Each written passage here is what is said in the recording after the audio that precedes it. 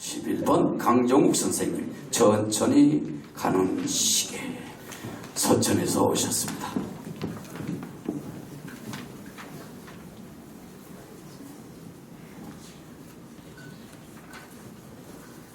천천히 가는 시계.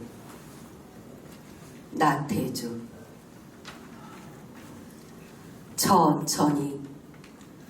천천히 가는 시계를 하나 가지고 싶다. 수탉이 길게 울어서 아침 먹을 때가 되었구나 생각을 하고, 뻐꾸기가 제게 울어서 점심 먹을 때가 지나갔군 느끼게 되고, 부엉이가 느리게 울어서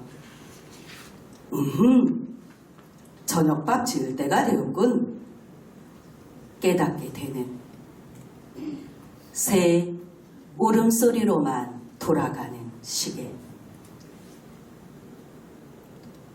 나팔꽃이 피어서 날이 밝은 것을 알고, 또 연꽃이 피어서 해가 높이 뜬 것을 알고, 분꽃이 피어서 구름 낀 날에도 해가 졌음을 짐작하게 하는, 꽃의 향기로만 돌아가는 시계.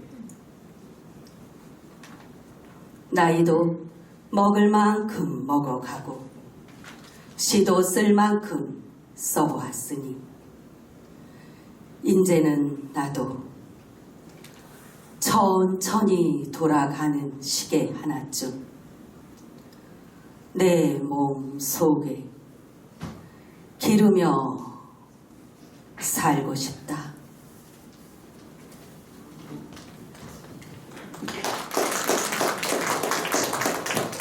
네, 다음은 12번 참가자 우경행, 언돌방, 울산에서 오셨습니다.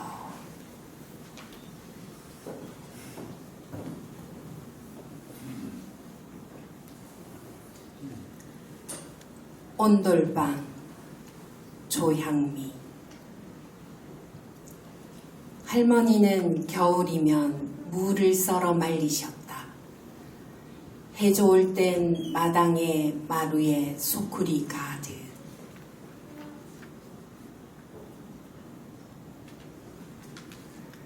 굳은 날엔 방 안 가득 무향내가 났다. 우리도 따순 데를 골라 호박씨를 늘어놓았다. 실경엔 주렁주렁 매주 뜨는 냄새 쿰쿰하고, 윗목에선 콩나물이 쑥쑥 자라고, 아랫목 술독엔 향기로운 술이 익어가고 있었다. 설을 앞두고 어머니는 조청에 버무린 쌀, 콩, 깨강정을 한방 가득 펼쳤다. 문풍지엔 바람 쌩쌩 불고, 문고리는 쩍쩍 얼고, 아궁이엔 지긋한 장작불. 등이 뜨거워 자반처럼 이리저리 몸을 뒤집으며 우리는 노릇노릇 토실토실 익어갔다. 그런 온돌방에서 여물게 자란 아이들은 어느 먼 날 장마처럼 젖은 생을 만나도 아침 나팔꽃처럼 금세 활짝 피어나곤 한다. 그 온돌방에서 세월을 잊고 익어가던 메주가 되었으면, 한 세상 취케 만들 독한 밀주가 되었으면, 아니 그보다 품어주고 키워주고 익혀주지 않는 것 없던 향긋하고 달금하고 쿰쿰하고 뜨겁던 온돌방이었으면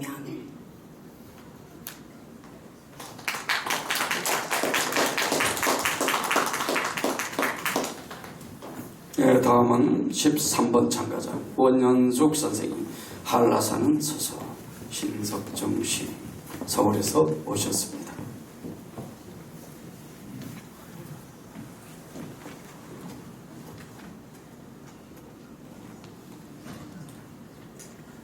한라산은 서서 신석정 대처였다. 너무 어두웠다. 그 무서운 혼돈 속에 한라산은 서서 뜨거운 가슴을 불을 뿜으며 몸부림쳤다. 어둡다. 어둡다. 어둡다. 한라산의 목맨 소리. 그러는 동안 여러 천년이 흘러갔다. 하늘이 처음 열리던 그 어느 날라쯤 먼 구름밖에 아스라이 솟아오른 지리산을, 금강산을, 백두산을 한라산은 서서 역력히 보았다. 외롭지 않아서 한라산은 즐거웠다. 그동안 또 여러 천년이 흘렀다. 뜨거웠던 가슴을 백록담 차운물로 달랜 다음 숱한 초목과 금수를 거느리고 항상 바다 건너 먼 조국을 간절히 보살폈다. 사철풀은 굴거리 나무로 북가시 나무로 뒷죽나무로 꽝꽝나무로 비자나무로 한때 상처 입었던 아랫돌을 가리고 철철이 피어나는 만병초 꽃으로 동백꽃으로 협죽도 꽃으로 뻐꾹제 꽃으로 구름송이 꽃으로 시로미로 가슴을 단장하고 머리를 단장하고 한라산은 서서 착하게 살아왔다. 그 뒤 또 여러 천년이 이어 흐르고 있다.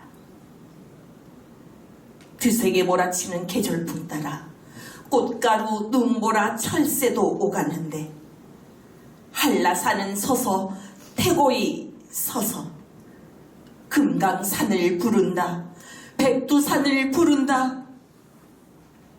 메아리도 없다.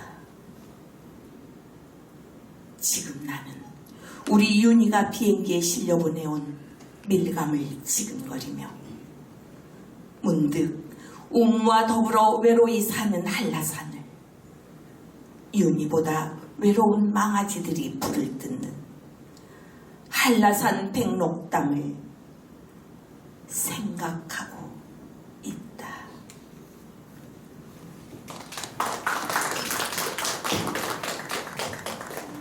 다음은 부천에서 오신 이경숙님의 남도창 김승희 선생의 시를 낭송하시겠습니다.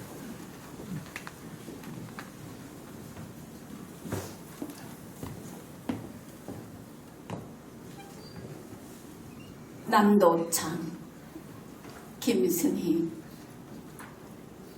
동력은 많지만 나의 태양은 다만 무둥이에서 떠올라라.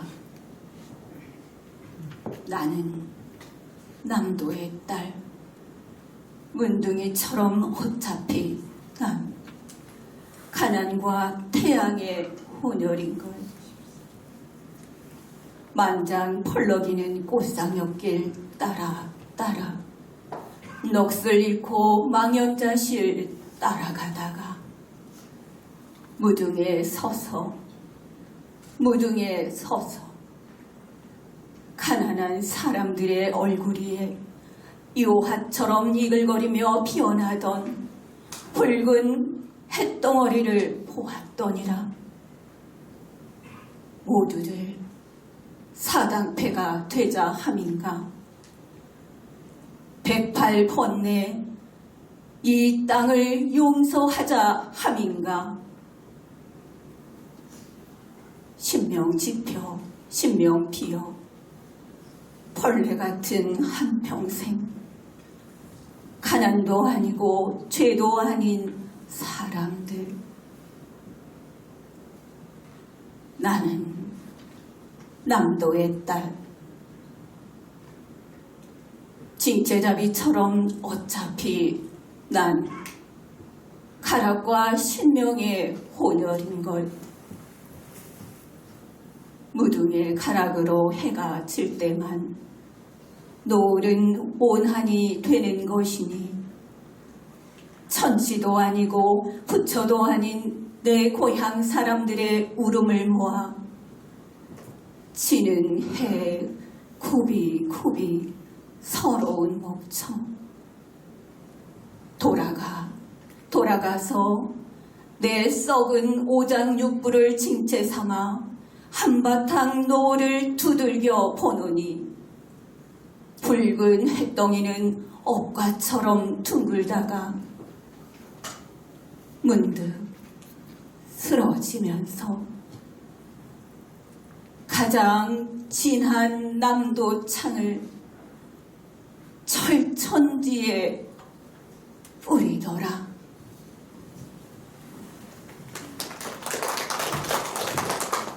다음은 전남 광주에서 오신 권향숙 선생님, 자작나무 숲을 가던 소년을 위한 시, 신석정 시인의 시를 낭송하시겠습니다.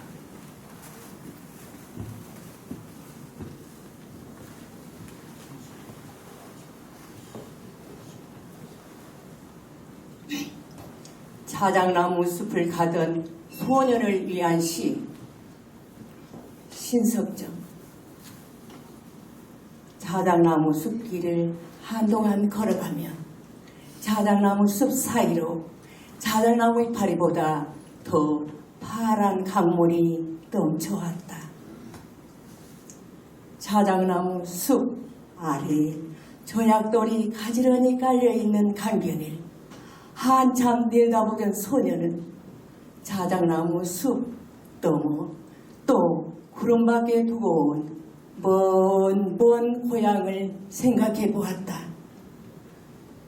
자작나무는 자작나무대로 눈부신 태양의 분수 속에 하얀 피부를 드러낸 채 강바람에 숨가쁘게 흔들리는 것을 소녀는 제 심장의 고동으로 착각했다. 그때 소년의 심장도 자작나무보다 더 혼란스럽게 뛰는 것을 소녀는 알았다. 이윽고 소녀는 강변으로 내려왔다. 자작나무 숲을 빠져 강변으로 내려온 소년의 발길은 어찌 그렇게도 무거웠는지 소녀는 알 길이 없었다. 그러기에 소녀는 강물줄기를 타고 그 아리잠직한 제 꿈과 생시가 도도히 실려가는 강물을 보는 것이 더 서러웠다. 해가 설핏했다. 노을은 연꽃빛으로 곱게 타다간 또 사이어갔다. 구름들이 모두 저희들의 고향을 찾아가노라고 분주한데 벌써 하늘에는 별들이 죽순처럼 촉촉 솟아나오는 것을 소녀는 강변을 걸어가면서 바라보았다. 별을 바라보던 소녀는 문득 어머니를 불러보았다. 그러나 대답이 없다. 어머니를 부르며 바라보는 하늘과 별은 한결 아스무라했다. 소년의 가슴속에 어머니가 살듯 어머니의 마음속에 소년은 살고 있는지도 모른다. 저 아득한 별 속에 소년은 있었다. 소년의 마음속에 별들은 있었다. 자작나무를 스쳐오는 푸른 강바람은 소년의 머리카락을 자꾸만 흩날리고 있다. 마치 눈같이 하얀 백마의 갈기가 5월 바람에 자꾸만 날리듯이.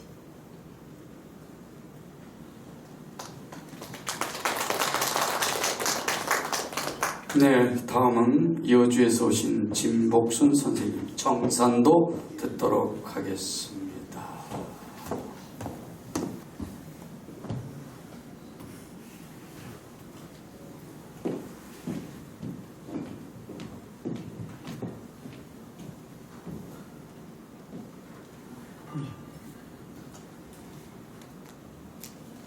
청산도 박두진. 산하 우뚝 솟은 푸른 산하, 철철철 흐르듯 짙푸른 산하, 숱한 나무들 무성히 무성히 우거진 산마루에 금빛 기름진 햇살은 내려오고, 둥둥 산을 넘어 흰 구름 건넌 자리 씻기는 하늘, 사슴도 안 오고 바람도 안 불고 너목골 골짜기서 우러오는 뻐꾸기. 산하, 푸른 산하, 내 가슴 향기로운 풀밭에 엎드리면 나는 가슴이 울어라.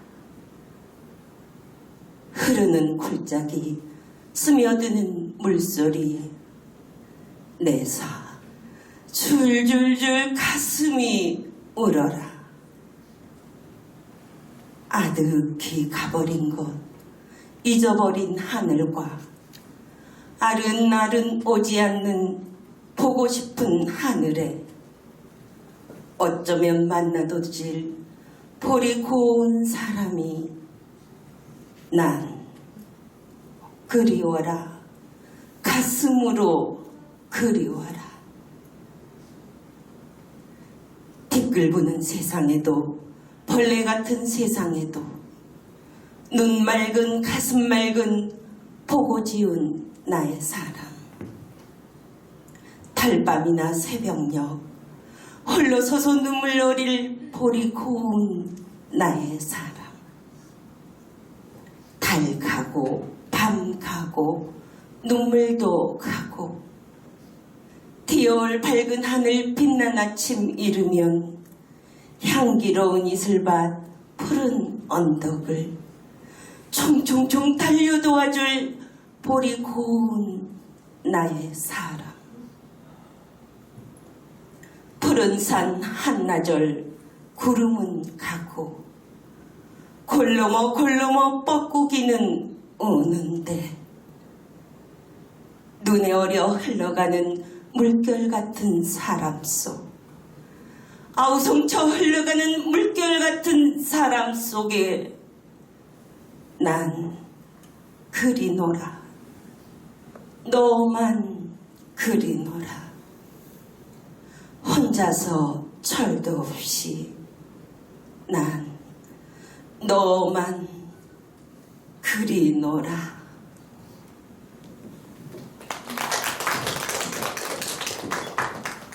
네, 다음 참가자는 군포에서 오신 김혜숙 선생님, 어느 대나무의 고백 복효근 시인의 시를 낭송하도록 하겠습니다.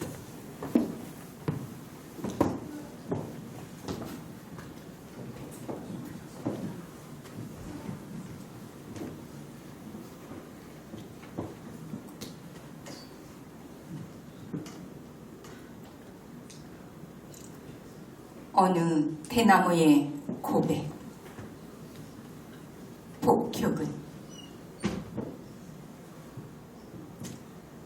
늘 푸르다는 것 하나로 내게서 대쪽 같은 선비의 풍모를 잃고 가지만 내 몸 가득 칸칸이 들어찬 어둠 속에 터질 듯한 공허와 회의를 아는가. 고백컨대 나는 참새 한 마리의 무게로도 휘청댄다. 흰 눈 속에서도 하늘 찌르는 기계를 운운하지만 바람이라도 거세게 불라치면 허리뼈가 뻐개지도록 휘인다. 흔들린다. 제때에 인양 베어져서 난세에 축창유되어 피 흘리거나 태평성대 향기로운 대피리가 되는 정수리 깨치고 선을 하게 울려 퍼지는 장군 죽비 하다못해 세상의 종아리를 후려치는 회초리의 꿈마저 꾸지 않은 것은 아니나 흉흉하게 들려오는 세상의 바람소리에 어둠 속에서 먼저 떨었던 것이다.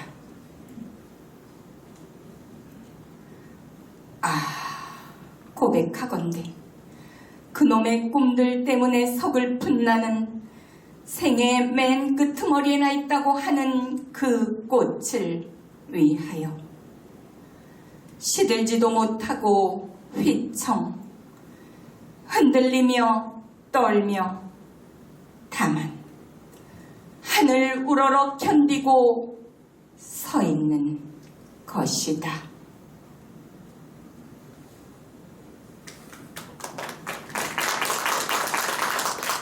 네, 다음 참가자 멀리 대구에서 오셨네요. 김정란 선생님, 한계령을 위한 연가. 문정희 시인의 시를 낭송하도록 하겠습니다.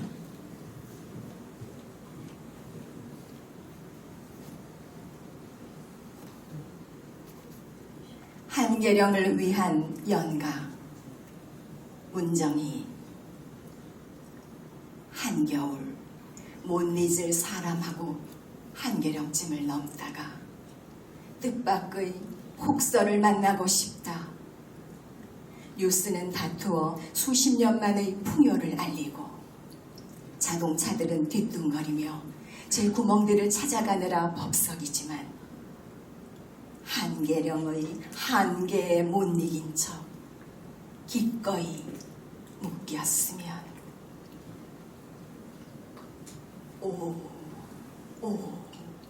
눈부신 고립 사방이 온통 흰 것뿐인 동화의 나라에 발이 아니라 운명이 묶였으면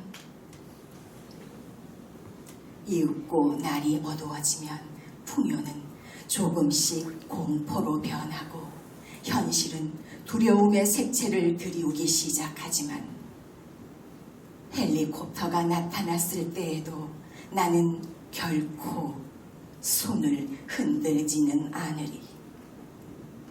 헬리콥터가 눈 속에 갇힌 야생조들과 짐승들을 위해 골고루 먹이를 뿌릴 때에도 시퍼렇게 살아있는 젊은 심장을 향해 까만 포탄을 뿌려대던 헬리콥터들이 고란이나 꿩들의 일용할 양식을 위해 자비롭게 골고루 먹이를 뿌릴 때에도 나는 결코 옷자락을 보이지 않으리. 아름다운 한계령에 기꺼이 묶여 난생 처음 짧은 축복에 몸둘 바를 모르리.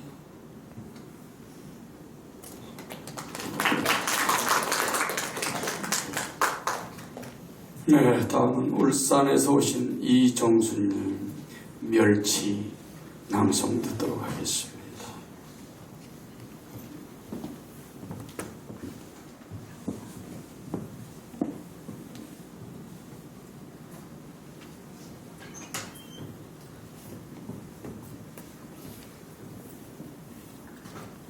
멸치 김기태. 굳어지기 전까지 저 딱딱한 것들은 물결이었다. 파도와 해일이 쉬고 있는 바닷속.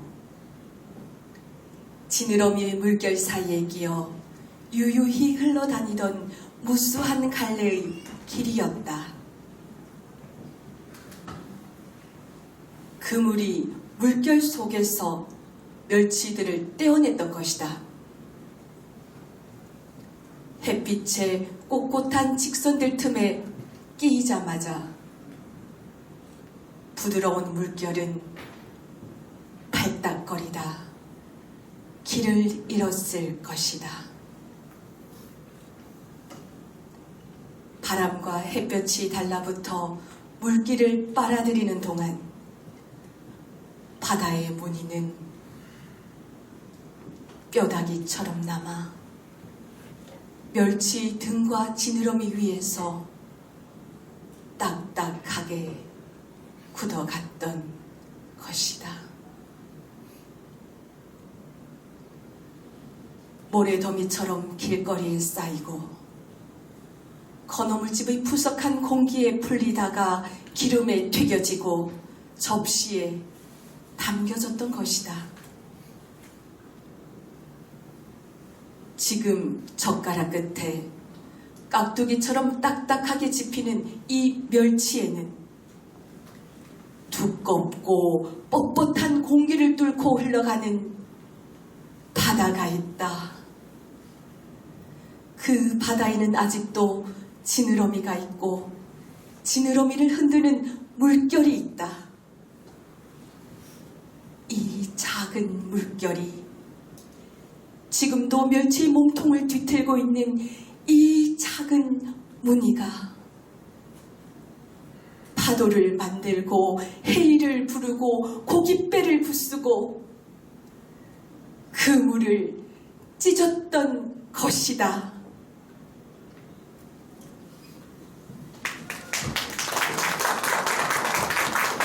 다음은 홍성에서 오신 유영환 선생님, 정말 그럴 때가, 이혜령 박사님의 시를 낭송하시겠습니다.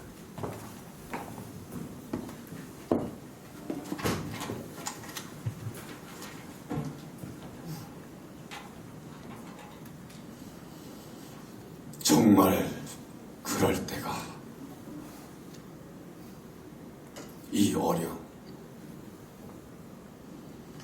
정말 그럴 때가 있을 겁니다.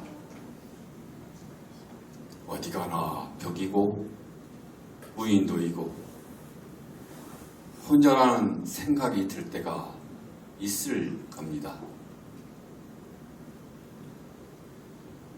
누가 괜찮니? 라고 말을 걸어도 금세 울음이 터질 것 같은 노엽고 외로운 때가 있을 겁니다. 내 신발 옆에 벗어놓았던 작은 신발들, 내 편지 봉투에 적은 수신인들의 이름,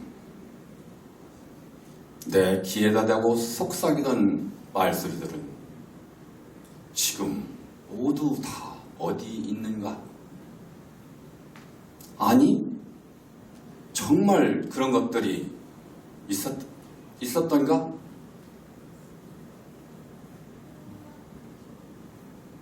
그런 때에는 연필 한 자루 잘 깎아 글을 씁니다.